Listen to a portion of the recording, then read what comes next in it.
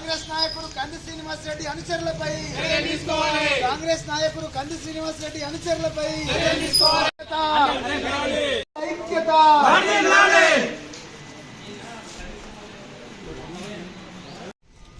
టీవీ9లో రాజకీయ కథనంపై ఆదిలాబాద్ జిల్లా కేంద్రంలో కాంగ్రెస్ పార్టీ అధినేత కంది శ్రీనివాస్ రెడ్డి అనుచరులు అక్కడ టీవీ9 రిపోర్టర్కు అనుచిత వ్యాఖ్యలు చేయడం, ఫోన్లో బెదిరించడం, దూషణ పర్వాలు చేయడం మేము బహింసాత్మకంగా ఖండిస్తున్నాము.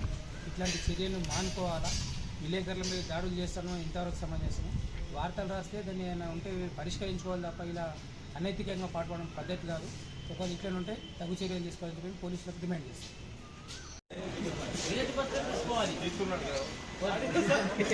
రాజకీయ కథనాలు రాసినందుకు టీవీ9 స్టాపర్పై కాంగ్రెస్ పార్టీ నాయకులు కంది శ్రీనివాస్ రెడ్డి అనుచరులు దాడికి యత్నించడము, చంపుతానని బెదిరించడం జరిగింది. ఇటువంటి చర్యలను ఖండిస్తున్నాం.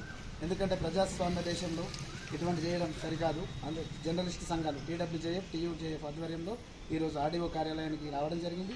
జర్నలిస్టులంతా కలిసి వినతి పత్రం ఇవ్వడం జరిగింది. కంది శ్రీనివాస్ రెడ్డి అనుచరులపై తక్షణమే కేసులు నమోదు చేయాలా, వారిపై చర్యలు తీసుకోవాలని కోరుతున్నాం.